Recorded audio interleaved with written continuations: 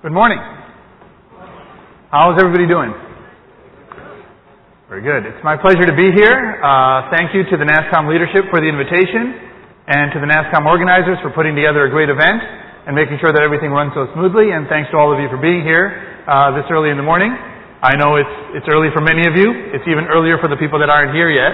But we're going to get started talking about some of the ideas that were just mentioned in the introduction.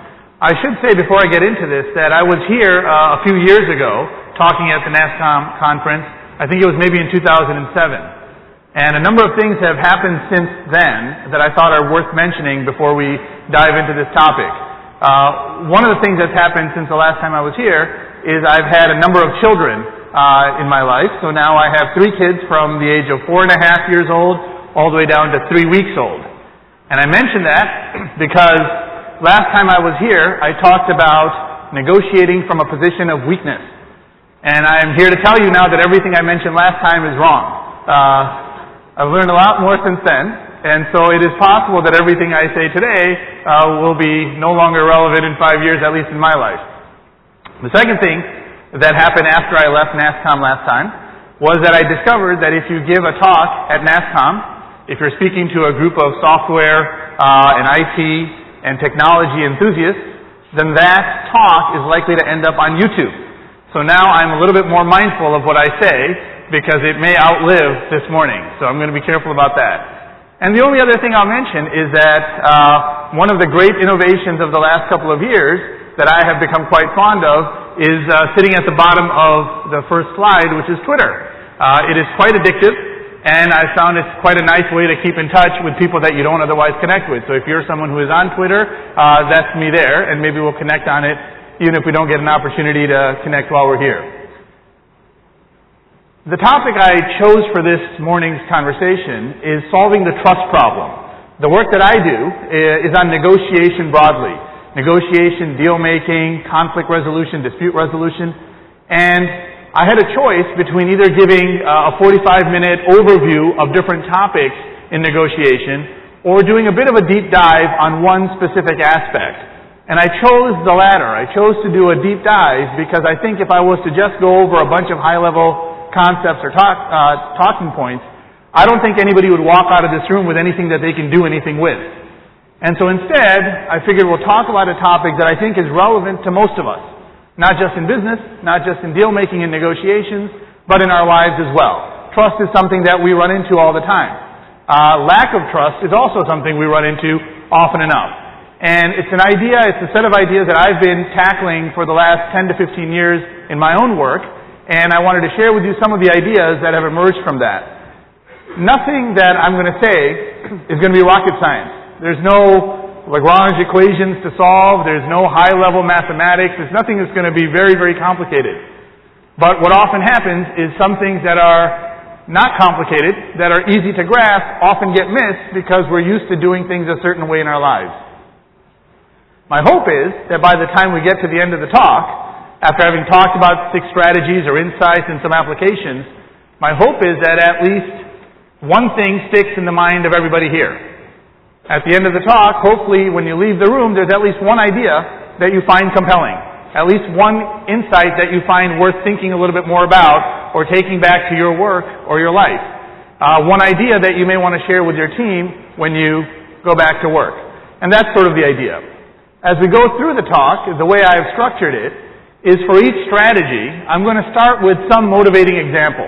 A story or an anecdote which gives rise to this issue of trust, and then we'll talk a little bit about the strategy, and then I'll speak a little bit more about how this generalizes and what the applications may be. At the end, hopefully we'll have a few minutes, and if there's questions, I'll be happy to take them, and if there's no time, or if the question you have isn't for public consumption, you can always pull me aside afterwards because I'm going to be around in and out for the rest of the day. So to get started, I want to tell you a little bit about a dispute that took place a few years ago. It's a sports conflict in North America, and the dispute was in the National Hockey League. The National Hockey League, in the years 2004 to 2005, went through a lot of conflict. And the basic problem was the following. The teams were losing money. The team owners wanted to fix this problem. And the way they wanted to fix this problem was to reduce costs and to get some cost certainty around what was going on. The biggest part of their cost structure is, of course, the players who play on their teams. And so the negotiation that was going to happen was between the team owners and the players. And specifically what the owners wanted were two things. There were two key issues in the negotiation. One is what's called a salary cap. We want to limit the total amount of money that is paid out to players in each team. They didn't used to have a salary cap, they wanted to institute a salary cap. A limit as to how much players are going to be paid per team. And the other thing they wanted to do, to get some cost certainty, was what they called linkage. Let's make player salaries a fixed percentage of our revenues. It keeps going up and up and up. Let's try to get some certainty around how much of our money is going to player costs. So let's come up with a percentage that we can agree to. 50%, 55, 60, whatever it is, let's pin it down. So those are the two issues. Let's limit the total amount of money we're paying, and let's tie salaries to revenue. Entirely reasonable, except the players were not happy with either of these. And what they claimed was, we don't really believe your revenue numbers. You say you're losing money. We don't believe it. You say you want to tie our salary to the revenue figures. Well, you're making up the revenue figures any way you want. So why would we tie our salary to a number that you can invent at your leisure? And so we are not okay with this. And so the conflict ended up escalating.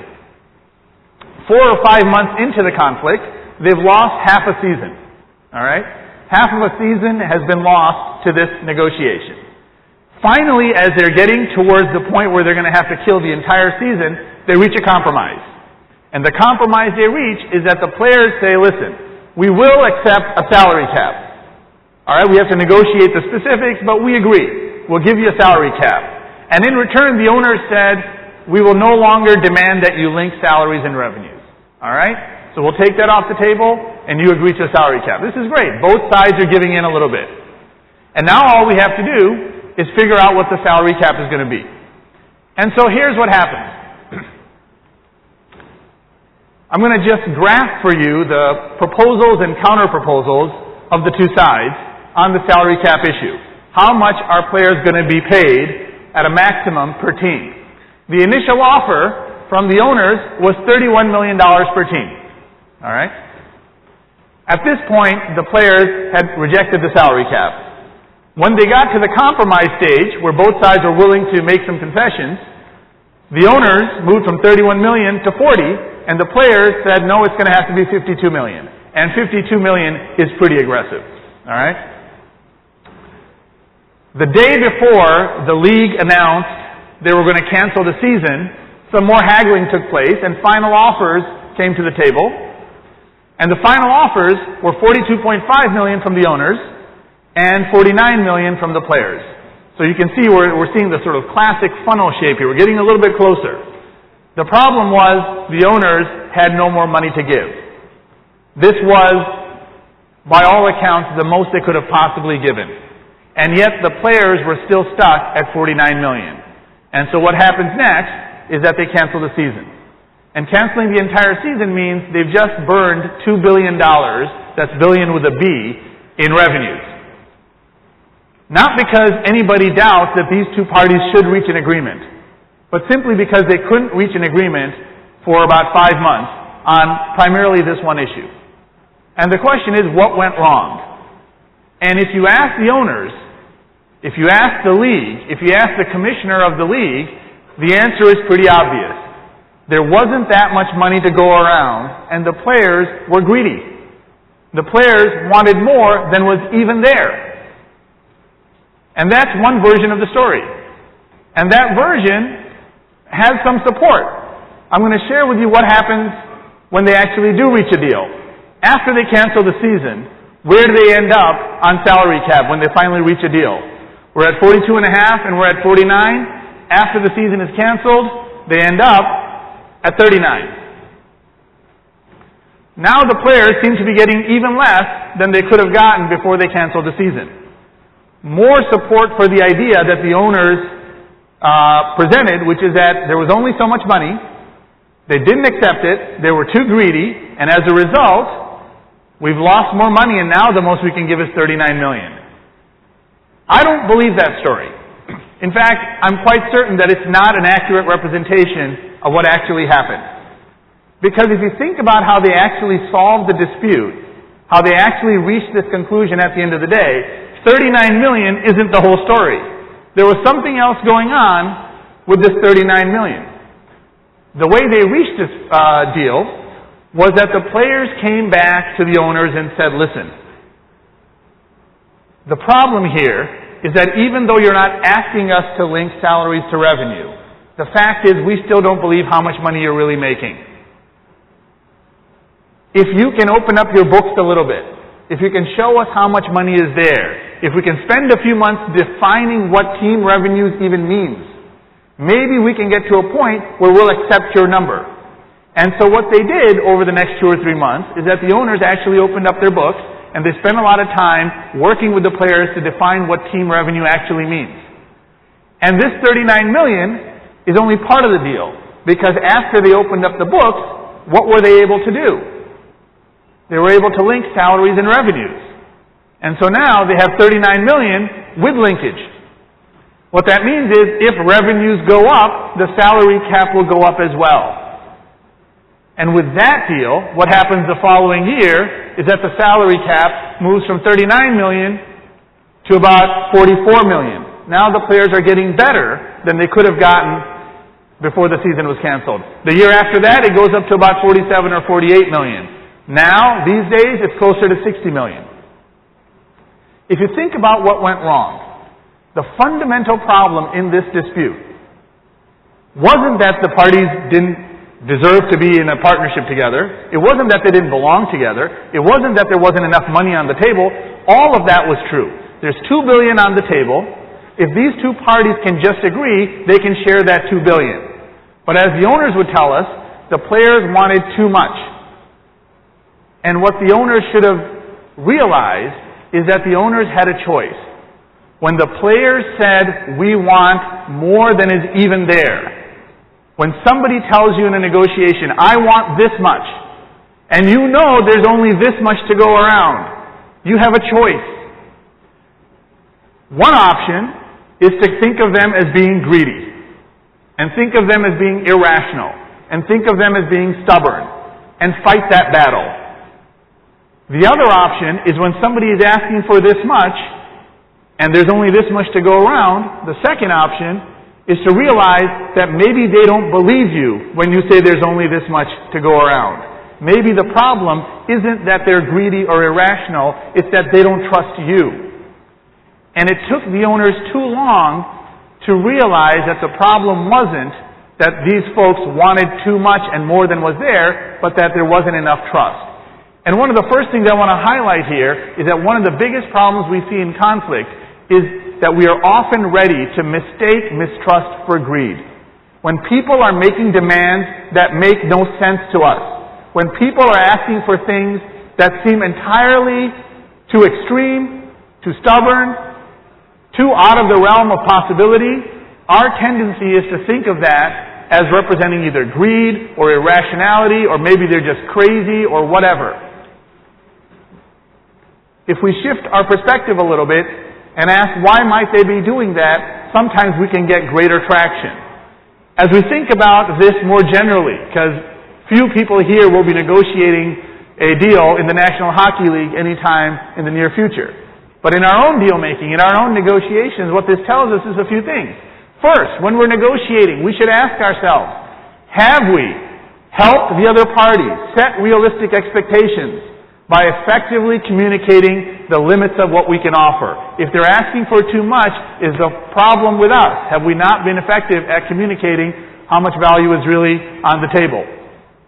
Next, more generally, not just about the demands in terms of money, it's worth asking ourselves, does the behavior of the other party, the extreme behavior we're seeing, necessarily mean that they're evil or stupid or irrational? Give people the benefit of the doubt. Ask yourself, what might cause a reasonably nice, reasonably smart, reasonably well-intentioned person to act in a way that looks not well-intentioned at all? Because if you see the world the way they see it, you may realize that the problem is a little bit different. And more generally, when we're dealing with trust problems, you have to ask, are we solving the trust problem, or are we just sweeping it under the rug? And here's what I mean by that. In the National Hockey League case, the players told the owners, we don't trust your numbers. They said, we don't trust your numbers.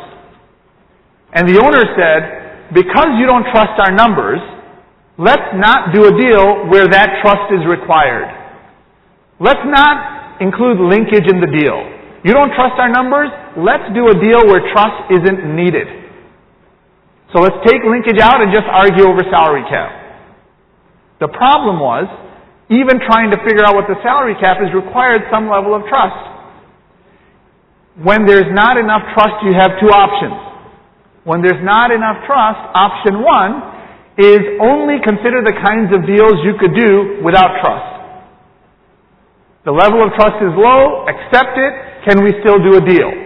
In this case, you couldn't. The second option is, can we increase the level of trust and allow more kinds of deals to be done? If I don't trust you to pay me tomorrow, I'm only going to accept cash today. Now, some deals can be done that way. But if we could just figure out a way to, involve credit in our economy, all of a sudden a lot more deals get done. So the lack of trust or insufficient trust limits the deal structures that are even possible in a negotiation. And sometimes you don't have the option of building too much trust, but if you do, realize that there is direct benefits to the kinds of options you have in deal structuring. All right. Let's go to another motivating example. This is something we call the trust game. All right? This is called the trust game, and here's how it works. Imagine you're playing this game. I realize that people that are sitting in the middle are now wondering why the best seats in the house are not giving them the view they wanted, but if you can see on the sides of the screen, this is what the trust game looks like. There's two players. There's player one and there's player two. And we're going to play a game. In this game, player one has $10 and player two has nothing. That's where the game begins. There are two moves in this game. First, player one gets to make a move, then player two gets to make a move. Player one first gets to make the move, and the move is, how much money do you want to send to player two? All right? Player one decides how much money, between $0 and $10 of their money, do they want to send to player two. Whatever they choose to send is going to be tripled. So if you send $5, it turns into 15. If you send $2, it turns into 6. If you send 10, it turns into 30 before player two receives it. So whatever player one sends, there's going to be a multiplier. After player two receives it, player two makes their decision. And their decision is, how much do I want to send back to player one? How much do I want to return to player one? And then the game ends. All right, that's the whole game. And we use this game, sometimes in experiments and in studies, to test various aspects of trust. Because on some level, this captures an important feature of most trust situations. Most trust situations involve risk. If there's no risk, trust is probably not relevant. Trust situations involve risk, and we want to see how willing is someone to take the risk when the outcome is going to be dependent on somebody else's actions. Am I willing to invest money in you? Am I willing to leave my wallet near you as I go to get some coffee? Am I willing to share a personal secret with you? When I do those things, I may benefit. By investing in you, I may benefit. By sharing a personal secret, I may benefit. But you could exploit me. You could reward me, but you could exploit me. And that's where the risk comes in. And the trust game is a nice way of capturing that. I send you money, it creates value. And I'm hoping you're going to send something back. And now we want to look at how much should you send if you're player one in a one-shot game with someone you're never going to see again. All right, that's the result I'm going to show you here. First, just to make sure we get the numbers right, here's an example. Imagine player one sends $7 and keeps 3. Now player two receives 7 times 3, so player two gets $21. If player two returns $10, look at what happens. Player one has 13, better than they would have been had they not trusted at all. And player two has 11. So So trust has created value, and player one is better off because the trust was honored. Here's another possibility. Player one decides to send everything. All $10. Maximum trust. $30 gets created. But player two is a bit of a jerk. Player two doesn't send anything back. And now our player one goes home with nothing. They could have just kept their $10, but now they got nothing. And player two kept all 30. So there's risk, and there's potential reward. Now the question to ask yourself is, if you were player one, how much would you send? All right. 3? You'd send $3? All right. That's the question. 5? All right. It turns out that most people will do the seemingly rational thing, which is to hedge. I don't know you. All right. I'm never going to see you again. I don't know what kind of person you are. If I send nothing, there's no upside. But if I send everything, I may get nothing. So I'm going to hedge. $3, $5. Most people send between $3 and $8. The vast majority of people send between $3 and $8. Makes sense. Risk, hedge. Sort of, if there's risk, we should hedge. Turns out that's a really bad idea. Turns out that the only way you can walk away from this game, on average, the only way you can walk away with at least $10 in your pocket as player one is if you send nothing or if you send everything. It turns out when you hedge, people don't send much back. Think about why that may be. When you send 7 out of 10, they have 21. They don't even send you on average 7 back to make you whole. On average, you're better off trusting not at all or trusting fully in this game. And the reason is that although these trust situations are risky situations, they're not the same kind of risky situations as when you are investing in a stock. When you're dealing with people, they can get insulted. Your stock portfolio is unlikely to get insulted by your hedging strategy. All right? And this is important because when you exhibit partial trust in someone, it does not trigger an obligation to reciprocate. When you send 7 or 5 out of 10, they don't just see what you sent. They see what you could have sent and didn't. They focus on how much you could have trusted but chose not to. And one of the lessons of this, to the extent that we can generalize from this example, is we should try and avoid partial trust. Not that we are always able to avoid partial trust, sometimes it's the only option. But we should be mindful of the consequences of exhibiting partial trust in situations which to us seem entirely rational. Why would I send 10? I don't even know you. Well, they don't see it that way. The other party never fully understands the risks you were facing.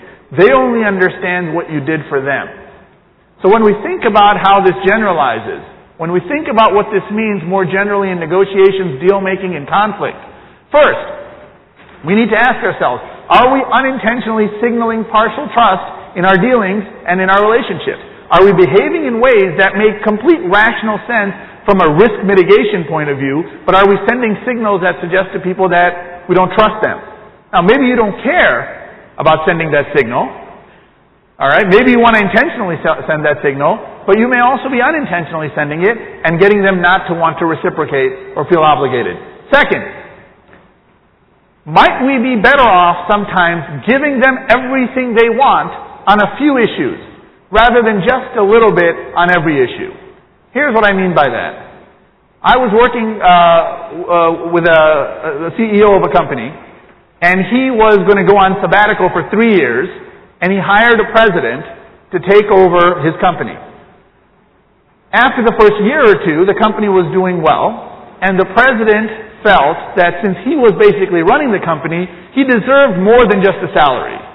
So his salary was a few $100,000, he wanted about $600,000, and he wanted equity. He said, if I'm going to be basically running, and you may be gone for more than 3 years, I would like some equity. And he wanted something like 20% equity. So the CEO comes to me and says, this is a little bit problematic. I like this person. We're actually distantly related even. So there's a family issue, but he wants, $600,000. He wants 20% equity, a few other things. And I'm a little bit unsure what to do about it. And I said, well, what are you willing to do? And he said, well, you know, I could match his salary, all right? But I don't feel very comfortable giving equity, and I certainly don't want to give 20%. I could probably give 2 or 3% as a token of appreciation, and then maybe more in the future. I said, okay, let's think about that. How will he feel if you give him 2% equity and $600,000? He said, probably not very good. I said, what if you give him no equity, but give him even more salary than he's expecting? What if you were to give him $800,000 and just take equity off the table for now? And we talked about it, and in that case, it made a lot more sense. It was easier for him to go back to his president and say, listen, I'm sorry, I wouldn't want to get equity involved at this stage, but I appreciate what you're doing. I'm going to give you not only what you asked for, but more where I am flexible. Sometimes taking something off the table, rather than showing them that you gave them a pittance, can be the right idea.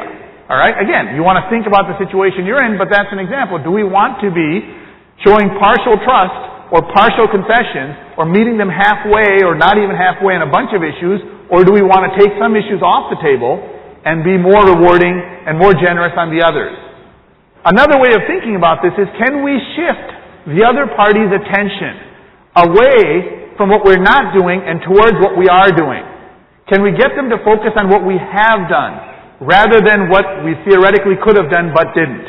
Can we reframe the negotiation? Can we reframe the conversation to focus on what is being done rather than what is not being done? Okay. I'll tell you about an interesting situation that took place some years ago. It's around the concept of market research. Lots of companies do market research. Perhaps your company does market research. Lots of organizations do market research. Maybe NASCOM does market research. You're trying to figure out what employees think, what members of your organization think, what people on the street think. Traditionally, the way market research has been done, at least in the United States, is that you send a bunch of envelopes with questionnaires inside them.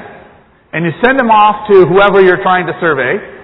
And the problem with that approach traditionally has been that you send a whole bunch of surveys and what happens? Not enough come back. So the response rate is a little bit low, or maybe too low. And what companies or organizations tend to do to solve that problem often is to provide an incentive for people to fill the questionnaire. The incentive can be, if you fill it out, we'll give you this much money. It could be, if you fill it out, we'll put you in a lottery. It could be, if you fill it out, we'll share the results with you. You may be interested in the results. Anybody who fills it out will have access to the results. So, in this particular case, there was a National Association of Construction Subcontractors. That was the industry. A National Association of Construction Subcontractors that wanted to survey its own membership. So they sent out a whole bunch of surveys. And in one group of surveys, there was no financial incentive. All right? It's just a survey. And the percentage of their membership that responded was 20.7%. Is it good or bad? It's hard to say. I mean, it's their own membership. And in another one, they wanted to look at the power of incentives. And so they sent a separate group a questionnaire with a $50 guaranteed payment if and when the questionnaire was returned. All right? And this was entirely credible because everybody was part of the membership of this association. They knew the leadership, etc. And when you do this, the response rate shoots up all the way from 20.7% to 23.3%. All right. Is this a good outcome? Not so much. For two reasons. One, we're not getting much of a bump. There's another problem, which is now we're paying $50 to everybody in that first group, the first 20.7% that would have done it for free. So it's not just a bad idea, it's a very bad idea. All right, at the same time. So there's not much to learn here, except, what's it? You can't hear me. This one's working? Okay, well, if I can't be heard, I'll move a little bit in this direction, but you probably still won't be able to hear me until this comes on. Okay, so here's what happened. They actually had a third group of people that were also sent a questionnaire. But $50 had not been enough money to get people to return the questionnaire, so they pushed it from $50 all the way to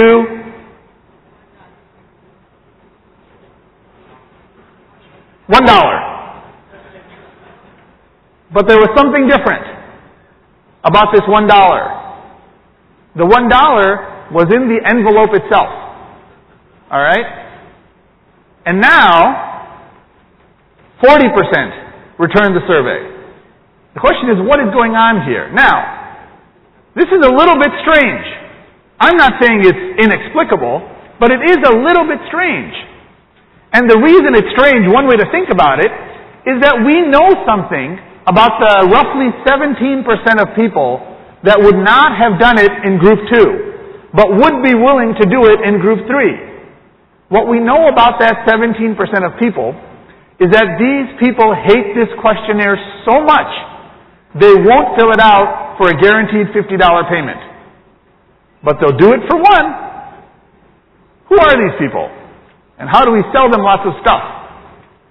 Well, what's actually going on here? What is the $1 representing? There's something different going on here. First of all, we should note, the $1 is not a smaller incentive than the $50. It's not a smaller incentive. It's simply not an incentive. The $1 bill is not even an incentive. An incentive is, if you do this, we'll give you this. If, then. If you don't do it, you won't get it. The $1 is a gift. It's a unilateral concession. It's yours no matter how you behave going forward. And what we're seeing in this example, in this case, is that a $1 unilateral concession, a $1 token gift, is having a greater response than 50 times that as an incentive. Now, what this tells us is the power of unilateral concessions. The idea that some things should not be priced, they should be given away for free. Now let me give you a few examples of this outside of this rather unique context, more in the business world. I'll give you a couple examples quickly. How to make sense of this. Because where we're going is the following. In your business, some things should be given away for free to your customers or anybody else you're doing deals with. The question is, how do you figure out what to give away for free and what to price? If you give away everything for free, you're not going to be in business very long.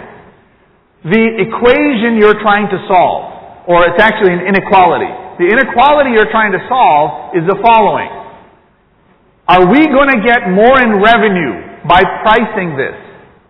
Or are we going to get more in reciprocity by giving this away for free?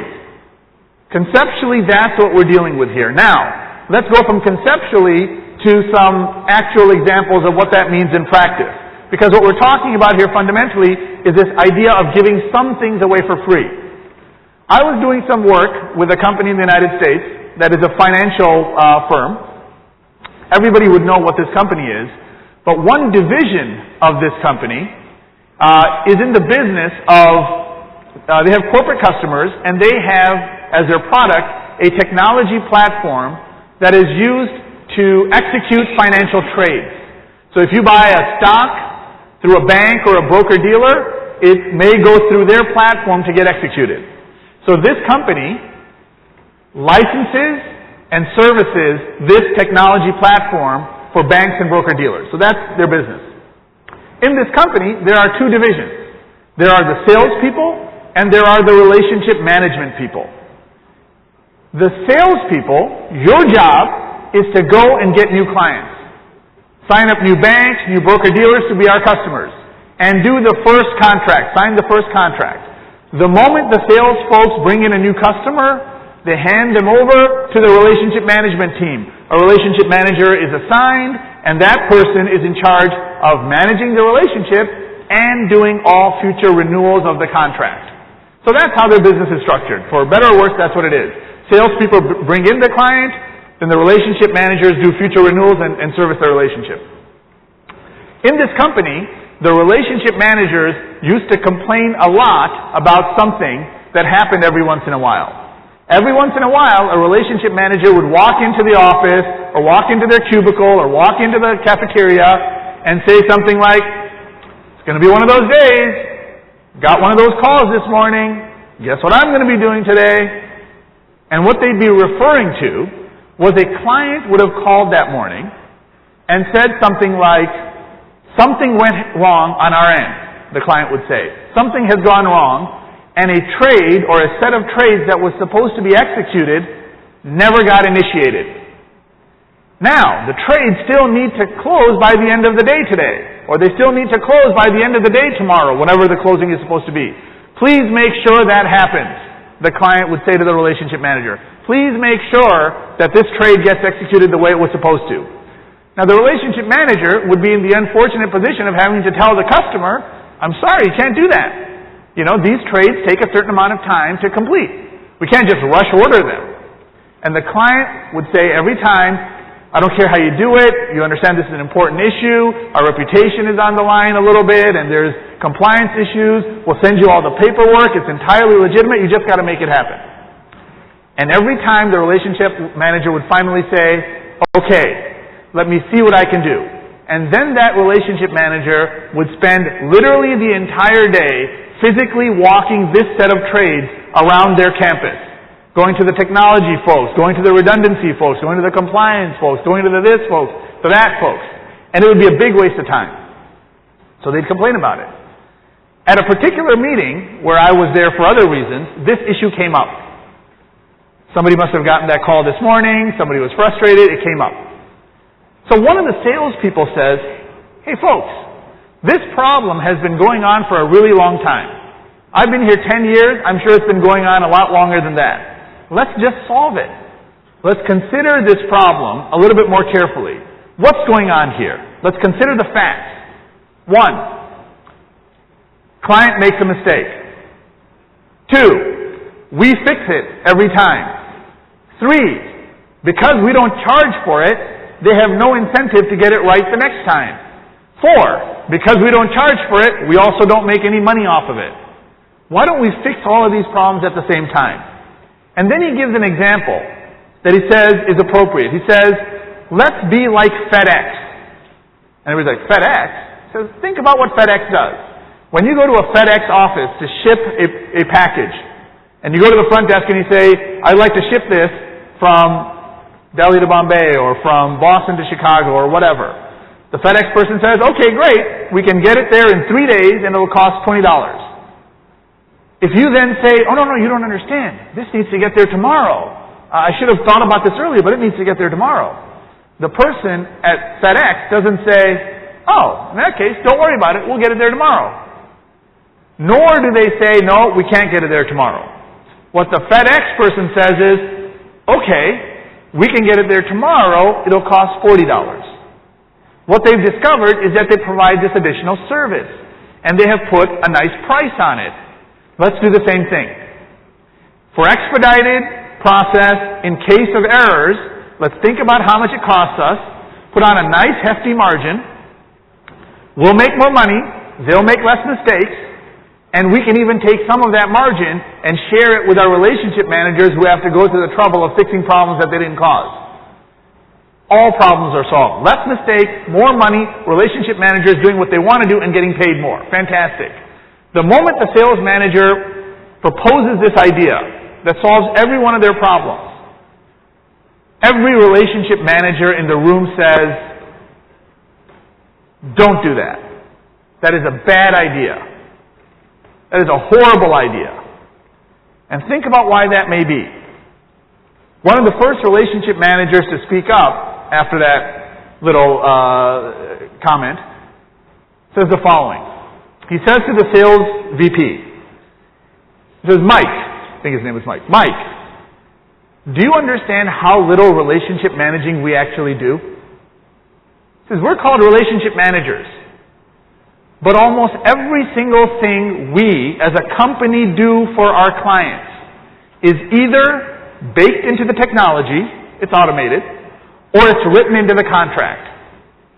Every single service we provide for our customers is either automated by technology or baked into the contract. It says, we will do X, we will do Y, we won't do Z.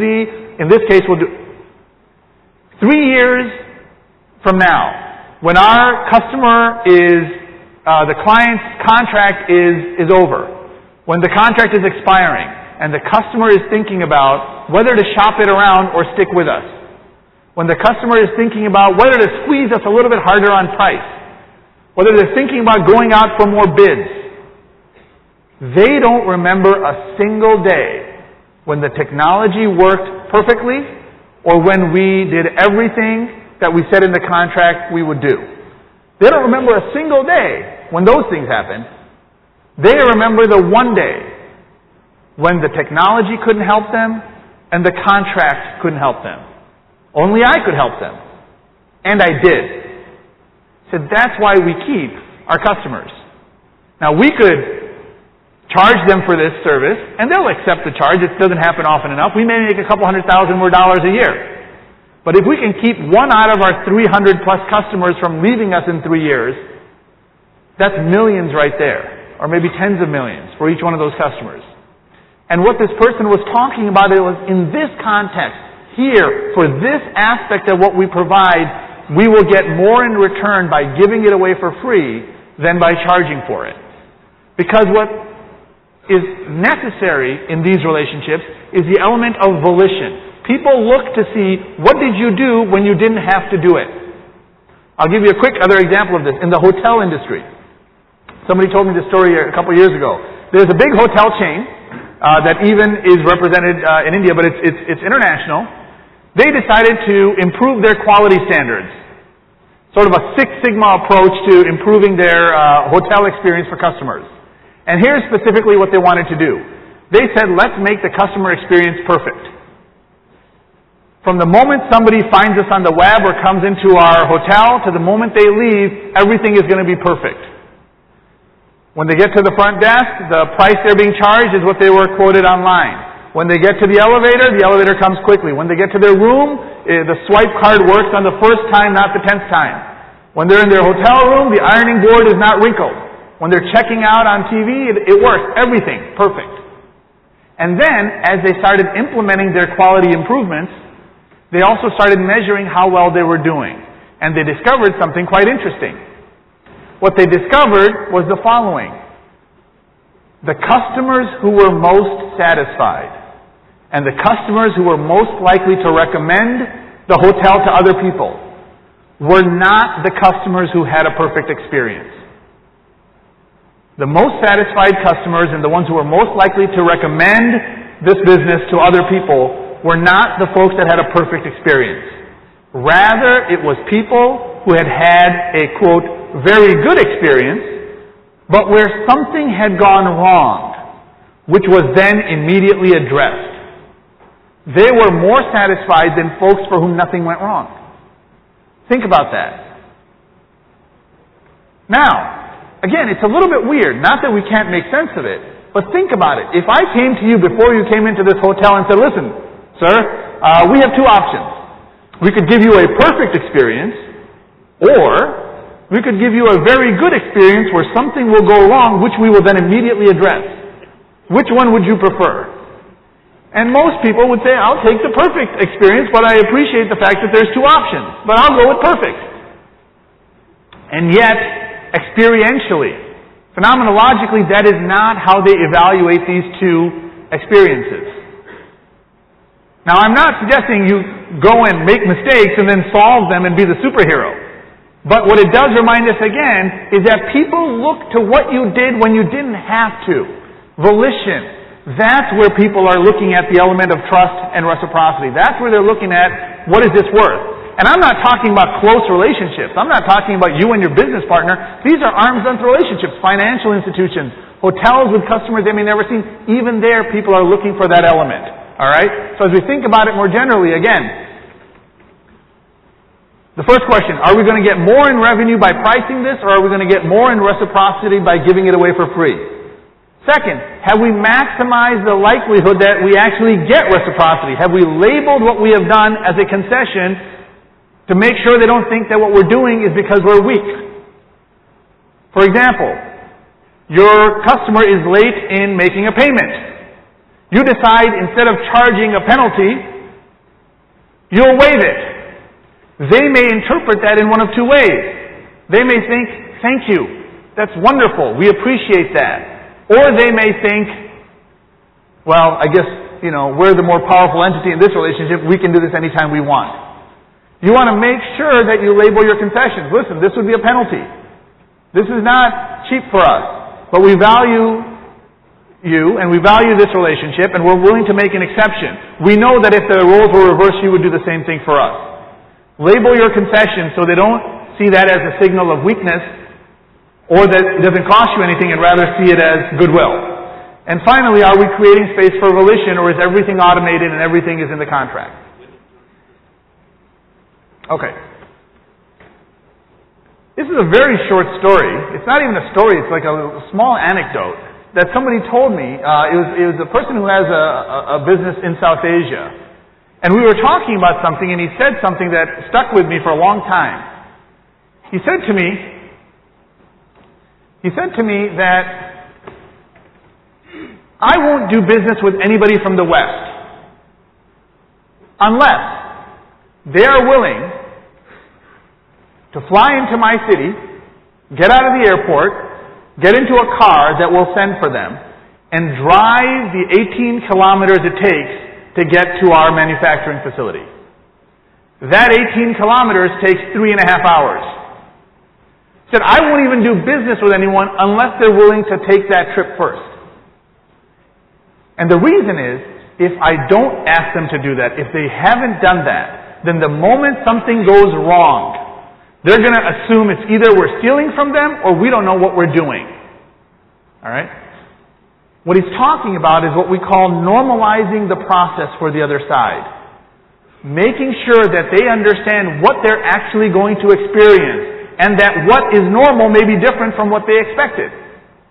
It is normal for X, Y, and Z to happen in this kind of a deal. If you don't normalize the process for people before the deal, you are going to have major trust problems when things go wrong. More generally, thinking about, have we educated each other in our deal making? Have we educated each other about what could go wrong, or have we only focused on what should go right? There's a lot of momentum to talk about, yeah, that'll get done, we'll do it, it'll be perfect. Have we talked enough about what could go wrong in anticipation? Are we too focused on getting the deal today and not enough on preparing each other on inevitable hardships that are going to happen in the future?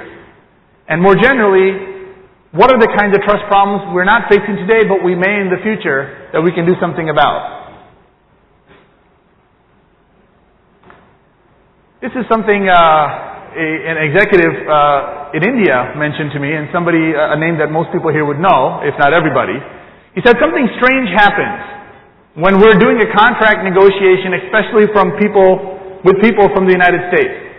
Here's what happens. Nobody is more legalistic than the Americans. So we negotiate a deal, and now it's time to put it down on paper. And something very strange happens.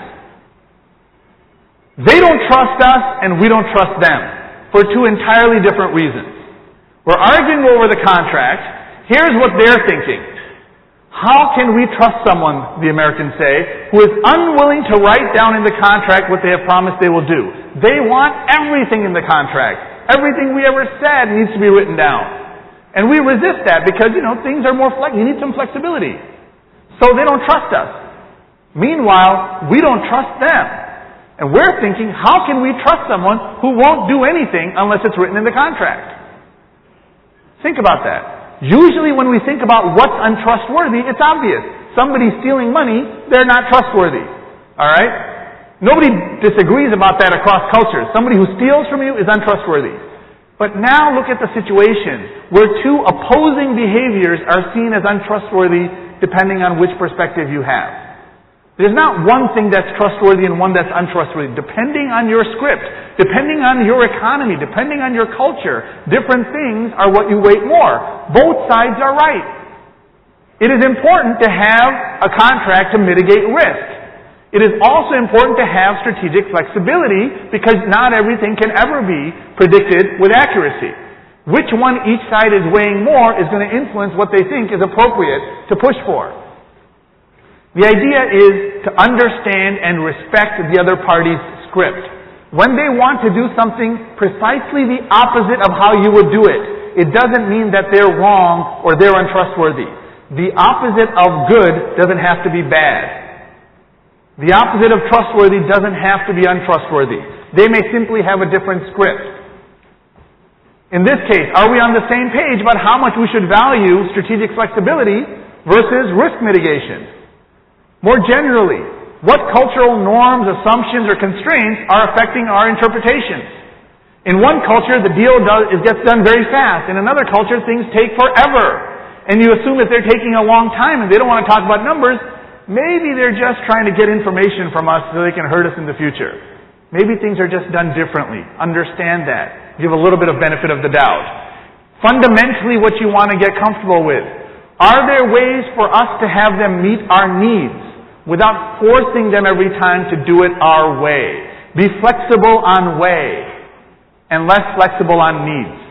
Sometimes we conflate the two. We focus so much on way, we forget about other ways of meeting our needs. And now I'll tell you the final story as we get to our sixth point here. It's about something that took place in the early 60s, and I would suspect many of you would know about this, the Cuban Missile Crisis. This was a standoff between the United States and the former Soviet Union over missiles that were being put into Cuba by the Soviet Union. This was seen as a provocation to war by the United States, and over the course of a few days, the conflict almost escalated to the point which most historians will agree is the closest we've ever gone to nuclear war. As it turns out, that the two major strategies that were being considered by the Americans, one was a military strike in Cuba, the other was a blockade of Cuba. After a lot of deliberation, the President Kennedy, decided to pursue the blockade against a lot of naysayers of that strategy. Then they decided to go to Congress and get approval and to explain to Congress what was really going on. And what happened is that when Kennedy went to Congress to tell them about what the Soviet Union was doing and talking about the option they had chosen was blockade, the Congress got very upset. With very few exceptions, most of the Congress wanted a military strike. They wanted a show of strength. They wanted to put a stop to this. And when John F. Kennedy, the president, and his brother Robert Kennedy came out of that meeting, essentially, they were a little bit disappointed. And Robert Kennedy in particular was a bit upset about this because here are these warmongers that are going to push us into war. Why don't they understand that a blockade is a better idea? And in his book, 13 Days, Robert Kennedy tells a story about what happened next. When his brother John pulled him aside and said something very important. He said, "You need to remember, we just told them about what happened. Think back to a week ago when we first heard what had happened. Most of us wanted to go to war too. Now we've had 6 or 7 days to analyze, to rethink, to consider, and now we've finally come to a decision that that was the wrong idea. We haven't given them that time. We can't expect them to be where we are today when they haven't been through what we've been through." And that is a very, very, very important point in negotiations, in deal making, in dispute resolution, and in relationships more generally. It's the curse of knowledge that you want to try and avoid. The curse of knowledge is the following. When you know something, it's hard to remember what it felt like not knowing it. Once you know something, once you believe something, once you've understood something, it's hard to put yourself in the shoes of someone who doesn't. And that can be quite problematic. When you're dealing with other folks, you have to ask yourself, have you forgotten what it is like to not know what we know? More generally, is it fair to expect the people we are dealing with to believe what we believe when they have not been where we've been? And finally, ask yourself in your negotiations and in your deal making and in your conflicts, which is a more effective approach? Is it more effective to demand that the other side immediately agree with your position? Or is it more effective to help chart a path by which they may eventually reach the same conclusions you've reached? Often we don't give the other side enough space. We know we're right. and maybe we are right. We're right, they should see it. That's not how it actually works in reality. And so you want to be sensitive to that as well. What we're talking about fundamentally is about relationships. I picked this topic because it's about business, and it's about negotiation deal making, but also because it's not just about business. All of these strategies fundamentally come down to one basic idea. We need to get into the habit of looking at the world with gentler eyes. We need to give a benefit of the doubt. We need to understand what makes people different. We need to build into our relationships and into our contracts and into our negotiations space for the kinds of things that people are actually craving, even in what looks like arm's length transactions, which is a modicum of volition, a modicum of respect, a modicum of understanding, and hopefully a lot more than a modicum of each of those. All right? I'm going to stop here because we are over time. Of course, we also started late, so I'm not going to feel too bad about it. I don't know who's coming up next, but I will make myself available after this session is over if people want to chat offline or talk about anything else. I hope you found at least one idea, hopefully more, that may be worth thinking about or sharing with the people that you work with or do negotiations or deal making with. Thank you.